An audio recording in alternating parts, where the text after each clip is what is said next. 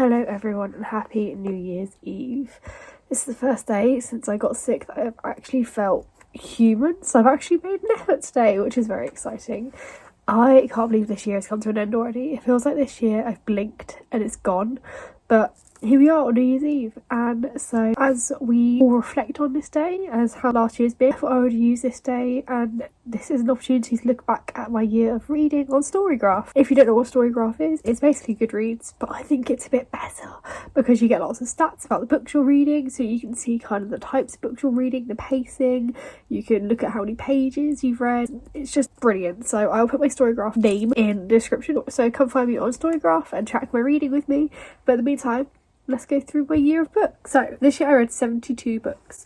I'm quite proud of that. This year I wanted to kind of read less books, but I wanted to enjoy books I'm reading more. So I had a really low threshold this year for DNFing a book, and I was making sure that I was really invested in a book before I put that much time into it. I wanted to make sure I wasn't speed reading books just to up my total, or like reading books I don't really care about but are really short just to get the number up, because actually I think I'd rather read really good quality books and read less of them in a year than read like 150 books but only enjoy like a third of them. So 72 books, and I'm happy with that, which was a total of 28,032 pages.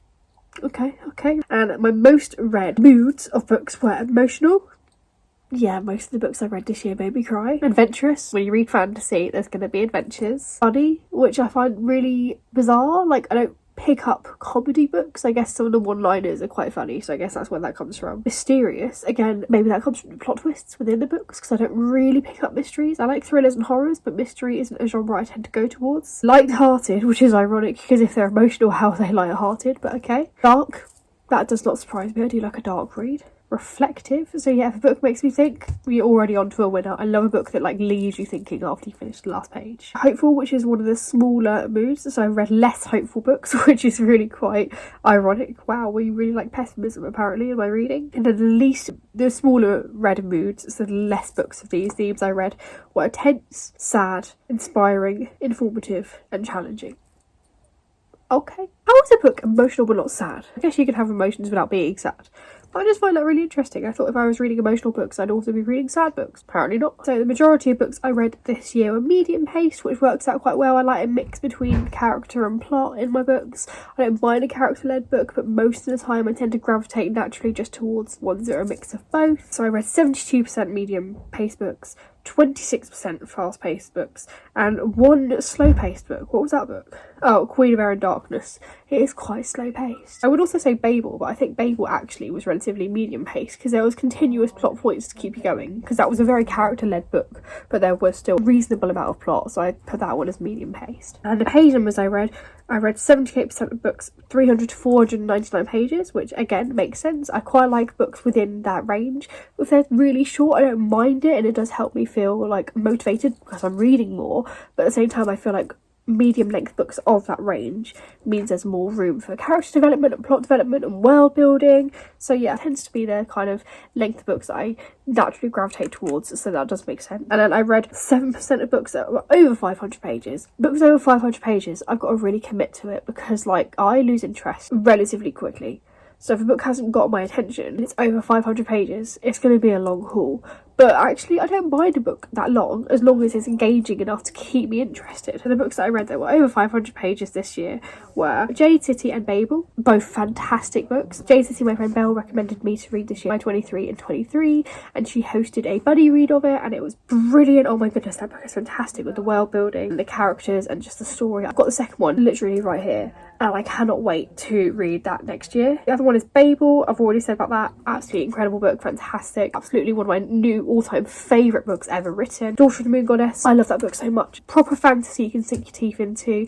Really whimsical, creative, unique story. Gorgeous read. Queen of Air and Darkness, which was the final book in the Dark Artifices series, which again I've been through. It's Cassandra Clare. It was a bit slow-paced, but I still loved it. I thought it was a really sweet conclusion to that series. And of course, Gilded. Now that book snuck up on me because that book is a Rumpelstiltskin retelling, and I don't even remember buying it. I think I got gifted it, and it was so good. It was brilliant. Like, I was so invested into this fantastic, whimsical, magical world, and I really enjoyed it. So yeah, and I didn't even realise that was over 500 pages. And when you read a book that is that long and you don't realise it's that long, That's when you know it's a good book. Audiobooks, I didn't read a single audiobook this year. What I did do this year is I did listen to a lot of audiobooks alongside while reading them in a physical form, because a lot of time for work I have to get a bus to another hospital, or I drove to Leicester to go see The Book Thief, so I had a lot of time while I was in Leicester on my own just kind of wandering around, and I didn't want to take a physical book with me because it's heavy, so I would find the audiobook of the physical book I'm reading and listen to that, which I found quite interesting. And the narrators for Babel were brilliant, and Percy Jackson actually, they were really enjoyable narrators, and if they narrated another book I would happily listen to them telling the story. But audiobooks I really struggle to go out and listen to by themselves, because I think that after a while I kind of lose like my train of thought and I end up thinking about the other stuff, and I have to rewind the audiobook and go back and listen to it again, which defeats the purpose. So yeah, I didn't actually solidly listen to one audiobook this year, so no audiobooks. And in terms of fiction and non-fiction, unsurprisingly 97% of my books this year were fiction, 3% were non-fiction, which is 2 books. Which 2 were they? Oh, okay, yeah.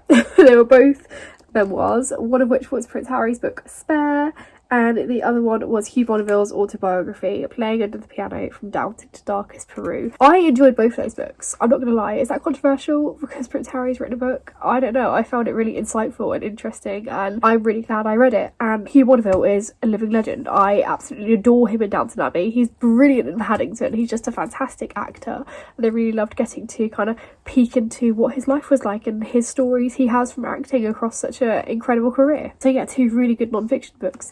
I think that might be one of my New Year's resolution, is to read more romance, because it turns out that I don't hate romance, I just hate badly written romance, and I hate insta-love, because I read a couple of like fantasy books that were more heavy on the romance this year, and I actually really enjoyed them. And I want to read more non-fiction because I think it intimidates me, so I'm going to try and find more non-fiction to read this year and make that my challenge, to really push myself and read out of my comfort zone. And then we've got the genres I read this year. This is overwhelming to look at. Okay, let's break this down. So my most read genre this year was young adult, which doesn't surprise me, because although now I'm not picking up young adult as much, I do have a lot of young adult books on my backlist, and I did go to the young adult literature convention, so I still do read a lot of young adult books. I'm just not picking them up as much in bookshops, but I do still really like that genre. I think it's really accessible, I think it's really easy to read, it's a really nice genre to dip in and out of, especially if you're in a reading slump. You can just kind of pick up a YA book, fly through it, and then you feel more motivated to read some more. So yeah, I don't dislike YA, I just think sometimes I do read a YA book and it's probably on the younger side of YA, and I'm like, oh, I'm a little bit too old for this. I am not surprised it's quite high up there, but I'm surprised it's as high as it is, so it just shows you that I read mostly YA this year. My next most read, unsurprisingly, is fantasy. I am a fantasy girly. I love a bit of literary fiction, but fantasy just takes it for me. I think I love that escapism of going to new worlds,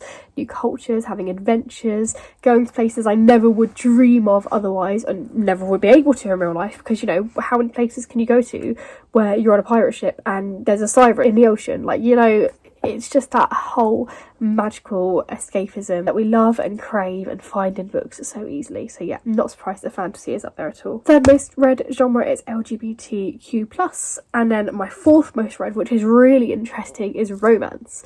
Again, like I said, I don't really like romance, or at least I told myself I didn't like romance, but this year I would argue that A Curse of True Love, Stephanie Garber's third book in her Once Upon a Broken Heart series, I would argue that is very heavily romance and lightly fantasy, and I really enjoyed it. And you know, I am now not opposed to trying to read more romance books as a consequence. So, you know, that can only be a good thing, but I just found it really surprising that maybe I don't hate romance as much as I thought I did. So yeah, that was my fourth most read genre. Fifth most read genre was contemporary fiction. Again, that does not surprise me, because when I go to pick up literary fiction, I tend to go for contemporaries. I do also want to read more historical fiction this year, because I read a few this year that I absolutely loved. I inhaled them, and I just would love to read more historical fiction next year, because I don't know why I don't pick that up. I think maybe in my head they're too romance heavy, which is why I don't know. But yeah, that is my 3 aims for the following year to take into it, is to read more romance, read more non-fiction, and read more historical fiction. I say that, I also want to buy less books, because I have got books everywhere, so we'll see how that goes. On the other end of the scale, my least read books were crime, which again doesn't surprise me. I love a thriller,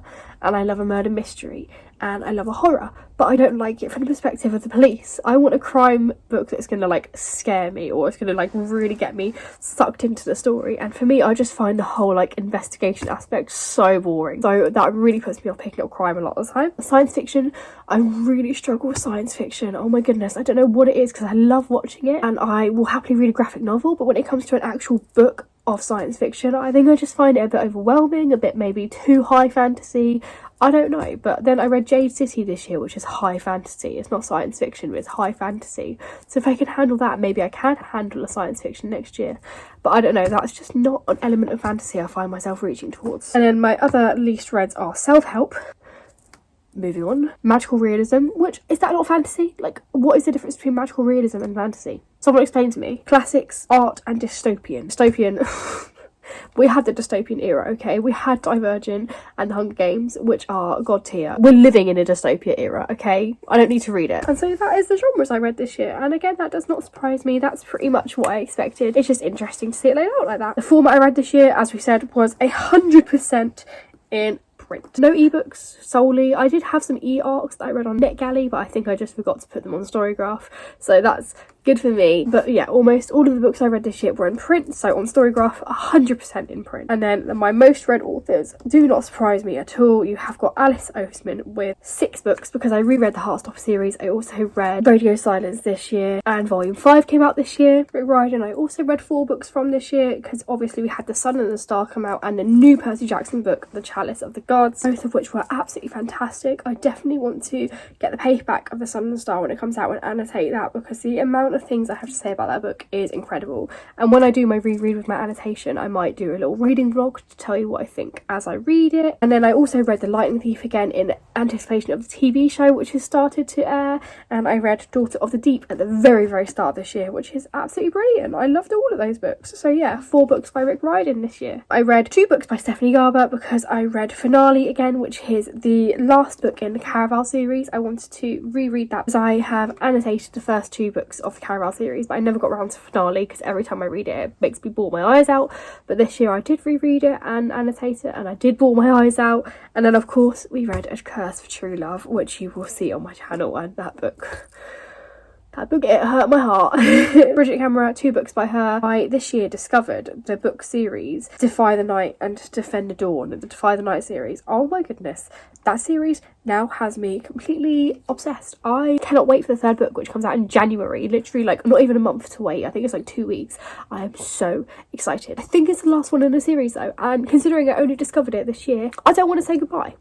And I'm really cross about it. Sandra Clare, I read 2 books from it this year. I haven't read Swordcatcher yet. I know I will get to it this year. It's going to happen in 2024.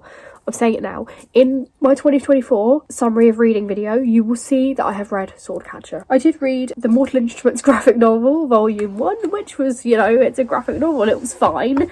And I knew the story, it was enjoyable, I wouldn't write home about it, but it was great.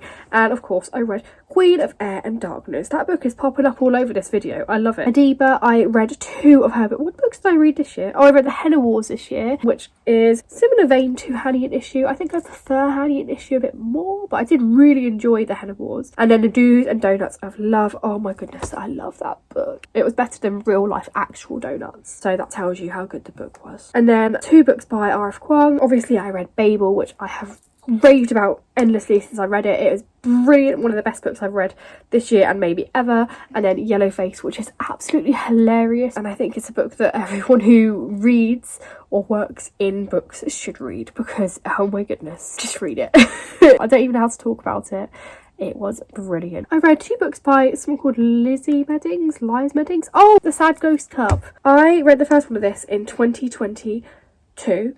And in 2023, I read books 2 and 3. I love this graphic novel series. It's adorable. It's just so sweet and heartwarming. And it's such an easy and accessible way to talk about mental health. I just think it's an adorable graphic novel series and it deserves all the love. So if you need a graphic novel series to read, The Sad Ghost Club is really cute. And then I read 2 books by Sue Lynn Tan. So I reread Daughter of the Moon Goddess this year. I'd read it before, but I reread it this year for our fantasy book club.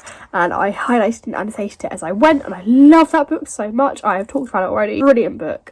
And then I read the second one for our book club as well, which is Heart of the Sun Warrior. I enjoyed the sequel, not as much as the first one. I just think it was just okay for me. I was like, yeah, that's a good book. I enjoyed it. It didn't leave me with that same like, oh my goodness, this is amazing, as the first book did. So, you know, I would have been happy had the first one just been a standalone.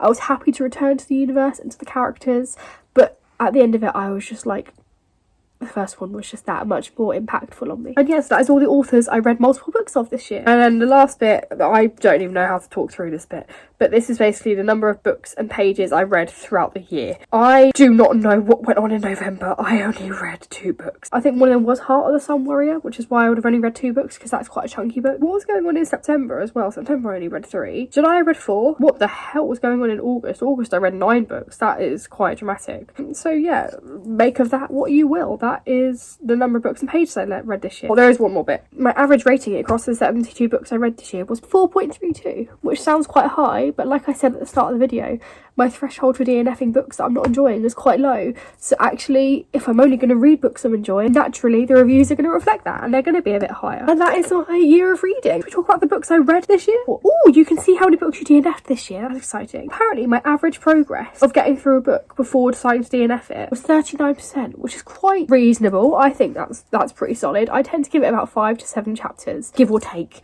depending on the book and individual feeling at the time. And apparently my average time with the book before DNFing is 5 days, so that's quite interesting. Oh, apparently one of the books I DNF'd this year was non-fiction, and 92 were fiction. What was the non-fiction book that I DNF'd? An Astronaut's Guide to Life on Earth. Why did I DNF that? I can't remember. Well, clearly I just wasn't enjoying it, but I thought that would be right up my street. Apparently it wasn't. So this year I DNF'd The Gravity of Us.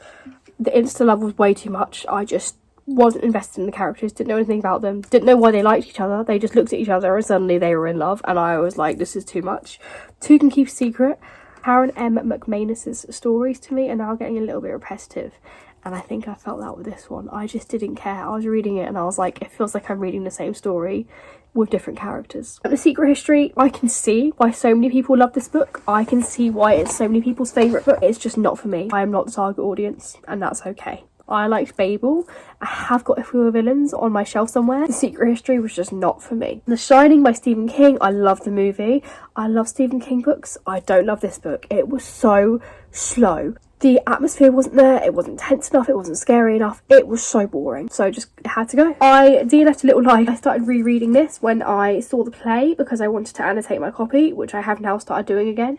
At the time, I was not in the right headspace to be rereading this book. So I made the decision, which was very sensible, to stop reading it and take a break. If you have read the book, you will know why you need to make that important decision sometimes, because that book is not to be read when you are in any bad headspace whatsoever, because that is an extremely hard book to get through. The 7 Deaths of Evelyn Hardcastle, I DNF'd that because I read The Devil in the Dark Water by this author and I loved it. It was a fantastic book. Oh my goodness, so good. Proper murder mystery and on a boat. How cool is that? And then I read Evelyn Hardcastle and I was left so disappointed. I was so bored, nothing was happening. I couldn't get invested into the writing, didn't care about the characters, so she went. Astronaut's Guide to Life on Earth, we've been through, don't remember why I DNF'd it. Just wasn't for me, clearly. One Dark Window, I think again it's the insta love. That was, I think, more romance fantasy than fantasy romance. Does that make sense? So therefore I wasn't enjoying it. It wasn't my cup of tea. That is one of the romance stories that I read this year that I didn't like. Hitchhiker's Guide to the Galaxy, I had read it before years ago and I loved it.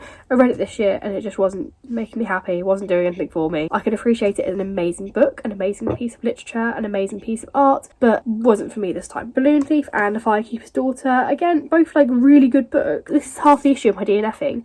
I can see why they're really good books and why people love them. They're just not my cup of tea, because you know, when you do read like 72 books in a year, you're going to find some that don't work for you, and that's entirely fair enough. And then you have got Midnight in Everwood, which is one of my Christmas reading books, and if you go and watch my Christmas book video, which hopefully will be up by the time this one goes up, you'll be able to see why I didn't like that book. But it was very slow, nothing was really happening, the descriptions were way too flowery, plot was just really not moving or going anywhere, so I got bored and just gave up. And now let's have a little look at the books that I read this year. I'm not going to go through every single book, I'm just going to look at the start of the year, what I started with, what I ended with, and then tell you my top 2 favourites, which I already know what they are. So this year, the first book I ever read in 2023 was The Mortal Instruments, the graphic novel, which I know I would have read and finished on the same day, so let's include that one. But let's also say that I read Tristan Strong Punches a Hole in the Sky. I am a huge advocate for Rick Riordan Presents. I think it's an absolutely brilliant imprint. It's an imprint that publishes books similar to Percy Jackson but from other cultures, and it's just a really fab way to uplift mythology from other cultures that people might not know about. But if you like Percy Jackson, you'll like these books.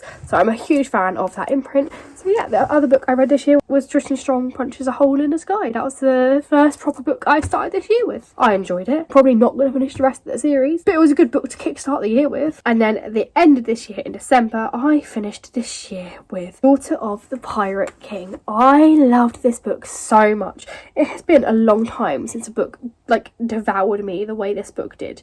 I read this book in like 48 hours when I was really sick and I couldn't do anything except lie on the sofa and fall asleep. I was doing a mixture of reading the book when I was awake and then listening to the audiobook when I was falling asleep until I fell asleep, and I inhaled it. It was absolutely fantastic. I loved the adventure, I loved the characters, I loved the action sequences, I loved the little smidgen of romance. I thought it was an absolutely gorgeously well written book. It had me properly invested, and I cannot wait for book 2, which I'm going to get when I feel well enough to leave the house. That is an absolutely fantastic book to end the year on, and I'm really happy that I left it to the last minute to read it, because what a way to end my year. Which brings me on to what are my top 2 books of the year. Now the reason there's top 2 is because I quite literally cannot pick between them. My top 2 books of the year are 10 minutes and 38 seconds in This Strange World by Elif Shafak. That is a exquisite book. It's a really incredible story. Interestingly, the book is told as our main character is dying, and in that 10 minutes 38 seconds that she's dying, she's reflecting on her life and the people she's met and what led her to this moment and her upbringing, and how all these people and these upbringings and these walks of life that she's gone through have all led her here.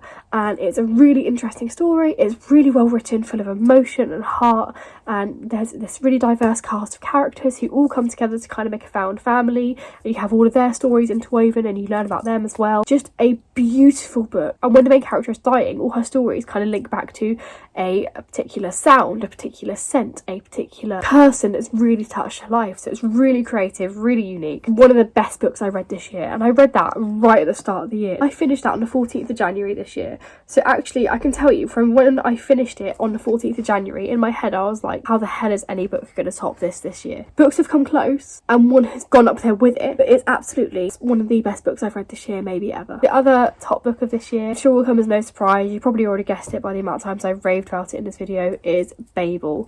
I was so late to the party, but it was so worth it. I finished this book 22nd of December and I was like, what do I do with my life now? Now I finished it, what the hell do I do? It is a gorgeously written story. It is full of this intricate world building.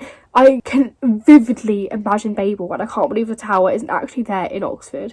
I felt so much love for the characters. Despite what happens in the book, I'm trying to give away as little as possible. I was seething with anger, but I could understand every single thing that they were saying. Like, I was like, oh my god, I absolutely get that. I completely understand that.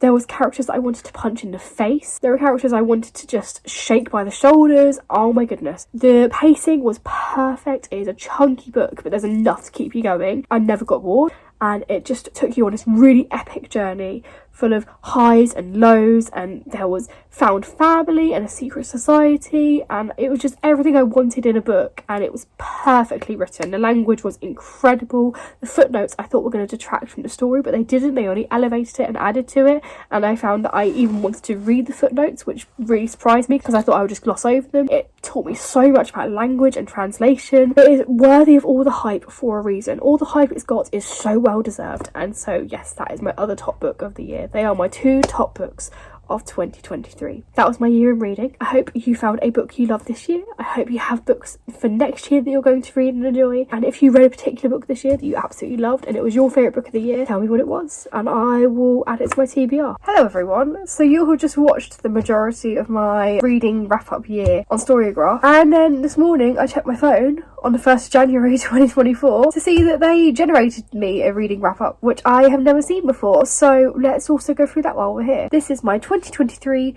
reading wrap-up from Storygraph. So this is not the ones that I've just gone through. This is not my reading wrap up, this is their reading wrap up they've generated for me. I think a lot of people have kind of got on that bandwagon hype of the Spotify wrap up that everyone loves to share, and now Storygraph are sharing their own version. So it says, your 2023 reading wrap up. Congratulations on a wonderful reading year. Oh, thank you so much, Storygraph. I finished reading 72 books across 28,032 pages, and then there you've got my first and last book, which we've already kind of seen. I'm thinking this is going to be quite similar to the content I've just gone through, but they just made it a lot more concise. So yeah, my first and last book. This is a 2023 Storygraph. This is a mood map of your reading. Lighter books push the line up and darker books pull the line down. Oh god, I was reading some really dark books in January.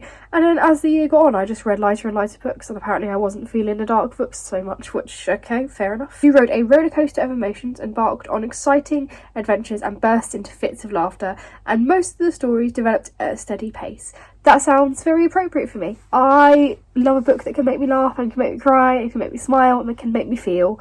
And I do love a bit of an exciting adventure, you know. We've said I'm a fantasy girly. And yeah, steady pace, we said I like a steady pace book. Don't disagree with any of that.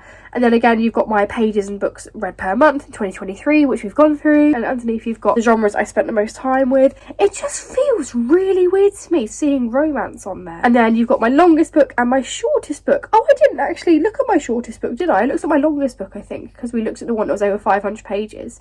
But I don't think we looked at the shortest book. So the shortest book I read was Heaven, with only 167 pages.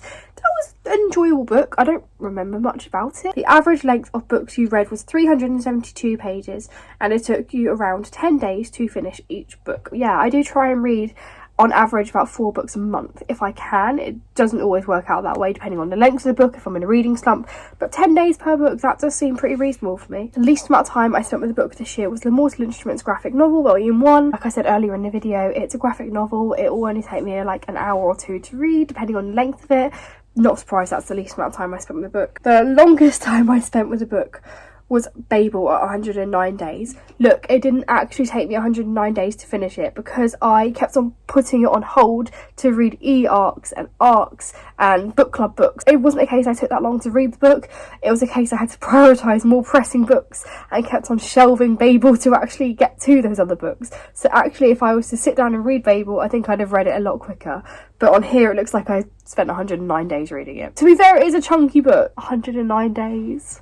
The authors I spent the most time with, we've been through, was Alice Oseman, Rick Riordan and Stephanie Garber. And my average rating was 4.32 stars. And you've got all of my 5-star reads here. Oh my goodness me. Let's have a little look. I gave a Spare 5 stars. Is that controversial? I hope it's not. Cat Who Saved Books. Oh, that is an exquisite book. If you want to read a gorgeous, cosy, heartwarming book about books featuring a cat, that is your book to read. Boy, the Fox, the Mole and the Horse. Love that book. Daughter of the Deep, gone through it. That's a brilliant book. You've got Brighter Than the Sun by Daniel Aylman. That is a gorgeous story. Oh, I love all of his writing. I think he's a brilliant author. Defy the Night, Sunbearer Trials. This year was a really good year for reading for me. Of course, Six of Crows. This is the year I finally read Six of Crows. And 2024 is going to be the year I finally read Crooked Kingdom. Sing Me to Sleep. That is a book that really crept up on me. I didn't expect to love it as much as I did, but it was absolutely fantastic. Of course, The Stardust Thief.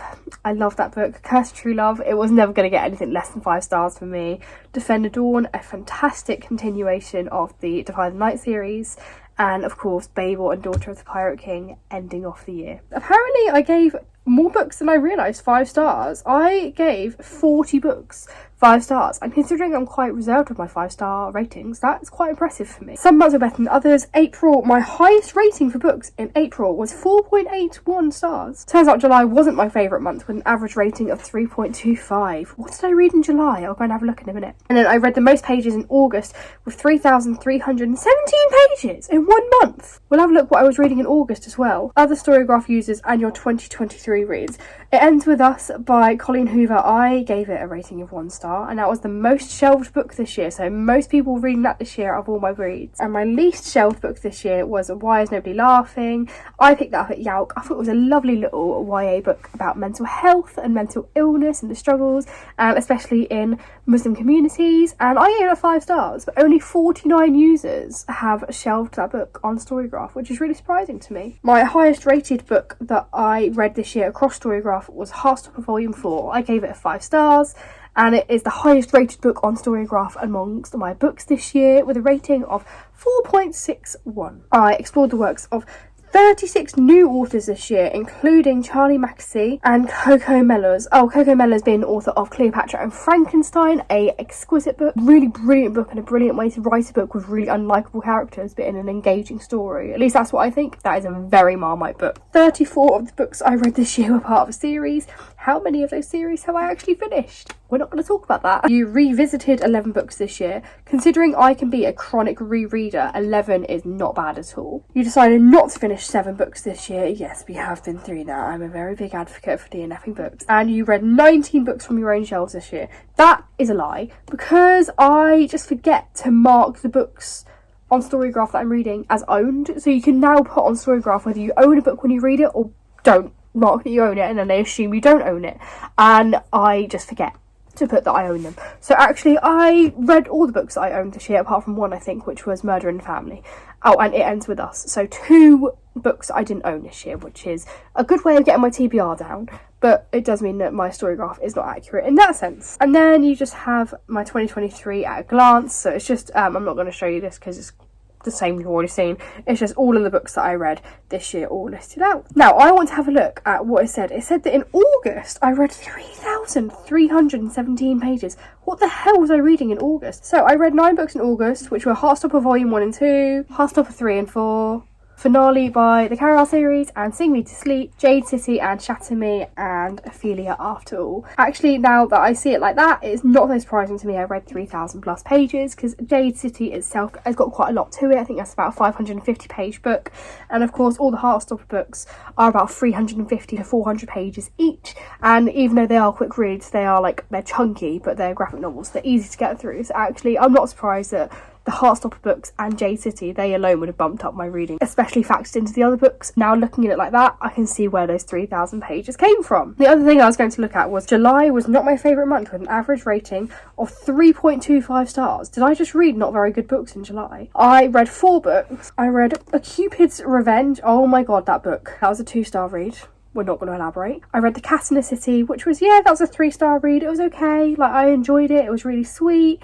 I thought it was a really clever way of telling lots of stories, all tied together with one kind of continuing theme and one theme linking them all together. That was quite fun. And then I read Portrait of a Thief, which I was really excited to read, and then I just felt really disappointed. It was a book about a heist without actually that much heisting in it, so that was average. And then Six Crows came along and stole my heart. So yeah, actually 2 3-stars, 1 2-star and 1 5-star. I can see why the rating for that month got pulled down. And then the other thing I was going to look at was in April, my average highest rating was 4.81 across my books. So let's have a look what I read in April. I read 8 books. Of course, I read The Sad, Ghost Club, which are both 5-star reads. I've talked about how much I love them already. I read Heaven, which was a 3.5 star, and Throne of Glass, which was a 5-star. I read Brighter Than the Sun and Defy the Night, both of which were easy 5 stars. And then I read The Sunbearer Trials and The Do's and Donuts of Love, which of course also were both 5-star reads. So actually in April, out of all of those 8 books, 7 of them were 5 stars. There was only 1 book in April that was not a 5-star book. So I can now see where that rating came from. And now that really is the end of my Storygraph video. So once again, I hope you enjoyed it. I hope you found it interesting. I hope you found a book this year you loved. I hope that you have a lovely year this year, a lovely, happy and healthy new year. And I hope you find at least 1 book that you love and that makes your heart happy this year. I'm sending you all lots of love. Take care of yourselves, take care of each other, and I will see you all again soon. Bye!